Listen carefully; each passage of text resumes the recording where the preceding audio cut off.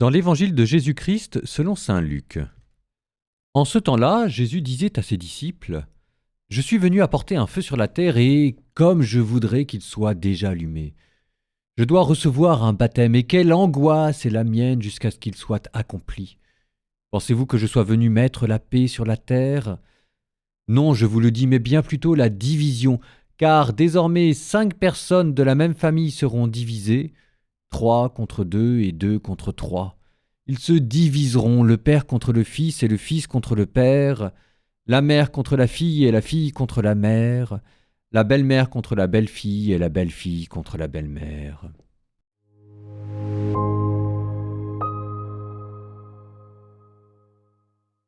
Bon, je vous préviens, aujourd'hui j'ai mal dormi et puis en plus, on m'a encore fait une crasse hier. Donc peut-être que mon commentaire de l'évangile s'en ressentira un petit peu. La vie est belle, je fais juste un petit caveat et maintenant je vous donne le commentaire que j'avais préparé. Bonne journée tout le monde. Je suis toujours dans la Bible en un an. Vous savez, ce podcast qui lit la Bible entièrement et qui la commente.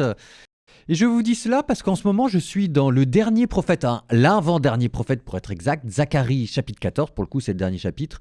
Et l'évangile qu'on vient d'entendre me fait furieusement penser à ce chapitre hallucinant de Zacharie dans lequel il décrit un Messie qui va venir à partir du mont des Oliviers, comme Jésus qui va venir à partir du mont des Oliviers pour aller à Jérusalem.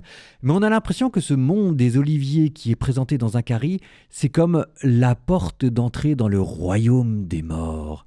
Et voilà que le Messie va fendre en deux le mont des Oliviers et Jérusalem pour écarter une montagne à gauche et à droite.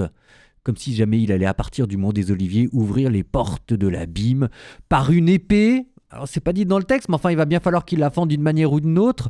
Cette épée que plus tard l'Apocalypse assimilera à la parole de Dieu, comme un glaive à double tranchant qui sort de sa bouche et nous dit le Nouveau Testament qui a la capacité de pénétrer jusqu'aux jointures de l'âme pour faire la différence entre le bien et le mal, entre la justice et l'injustice. Et je pense à cette phrase de Jésus qui nous dit qu'il n'est pas venu apporter la paix sur la terre, mais bien plutôt la division.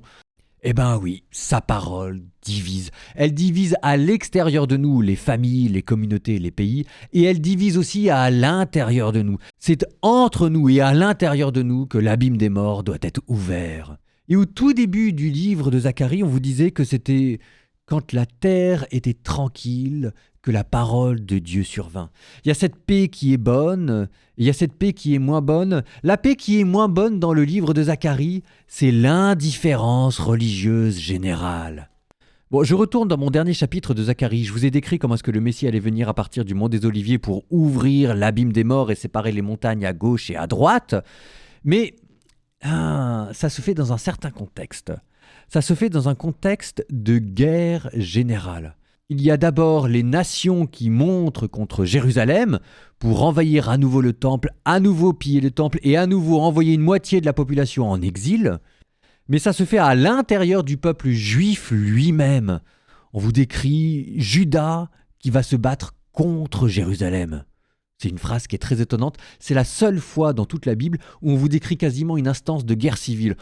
On ne sait pas exactement ce qu'il y a derrière. On suppose qu'à travers Juda, c'est le parti de la campagne. Et à travers Jérusalem, c'est les autorités théocratiques qui ont pris le pouvoir. En tout cas, une grande dissension interne, tant et si bien qu'une partie des Juifs vont s'allier avec les nations où elles vont terminer. Et une partie des nations vont s'allier avec les Juifs. Tant et si bien qu'au jour de la tribulation finale, au jour de la grande épreuve, ce sera plus les Juifs contre les nations, comme souvent on avait le cas dans Ézéchiel, dans Isaïe, mais ce sera le bien contre le mal d'un combat qui traverse et les nations et les Juifs, un état de division généralisée.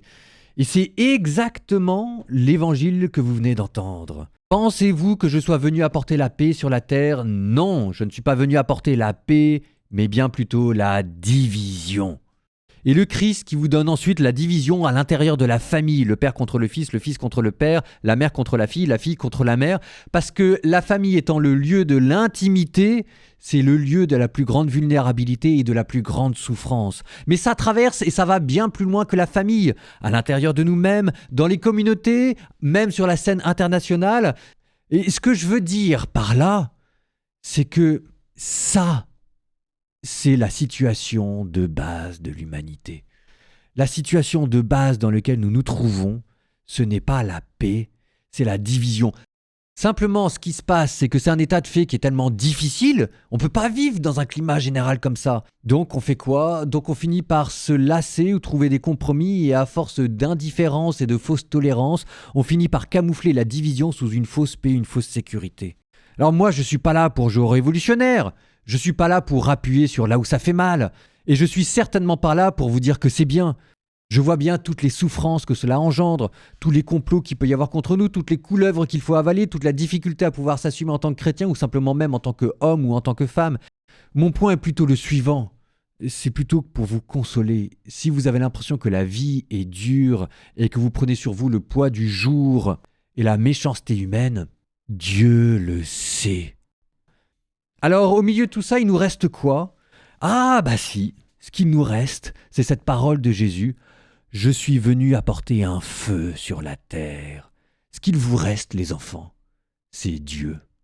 C'est Dieu qui brûle d'une ardeur jalouse et pour la justice et pour vous.